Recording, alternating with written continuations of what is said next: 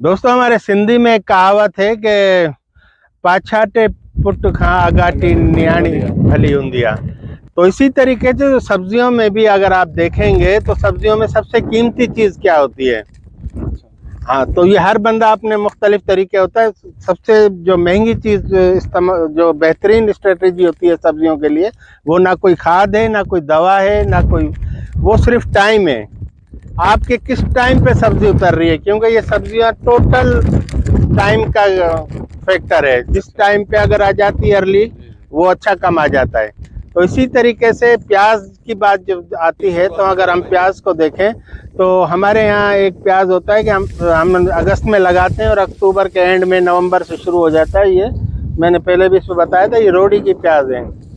तो ये देखें, इतने इतने इसमें बल्ब तैयार होते हैं। जब इसको हम लगाते हैं तो ये अपने तेज़ी से अपनी ग्रोथ मुकम्मल करते हैं और 70-80 दिन में, 75 दिन में ये तकरीबन 150, 200, 125 ग्राम के प्याज तैयार हो जाते हैं। उस वक़्त नवंबर के महीने में, इस वक्त मुल्क में कहीं और प्याज नहीं आ रहा होता, तो ये प्याज अच्छे रेट में ले जाता है।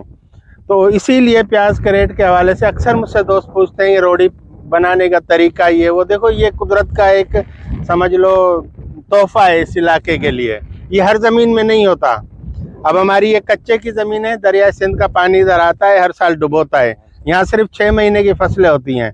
6 महीने इधर, 3-4 महीने पानी होता है, वो सूखने वगैरह में सिर्फ उसमें, क्योंकि ज़मीन दरिया के साथ रेट आता है, उसकी वजह से ताकत मिल जाती है। तो इन ज़मीनों में होता है। अब हमारे यहाँ बिल्कुल बराबर में हमारे पक्के की ज़मीनें हैं, यही इलाका, यही सब कुछ। वहाँ हम लगाते हैं तो वहाँ ये हमारा खर्चा भी नहीं निकालता है, मगर यहाँ लगाते हैं तो यहाँ कुछ ना कुछ खर्चा निकल जाता है। अल्लाह का शुक्र है, आमदनी भी हो जाती है। तो ये हर ज़मीन के लिए नहीं होता है।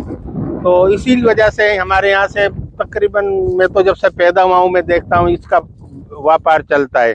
लोग आते हैं पूरे पाकिस्तान से, रोजान, जमाली, इधर से बलोचिस्तान से आके इधर से प्याज लेके जाते हैं, फिर लगा देते हैं। हमारे इलाके में भी ये प्याज लगाई जाती है। तो ये टाइम का गेम है। कहने का मकसद है, ये ज़मींदारों ने अपने तौर पे तजर्बे कर करके बरसों में इन चीज़ों को इस्टेब्लिश किया है और उससे उनको रोज़ी मिलती है। शुक्रिया।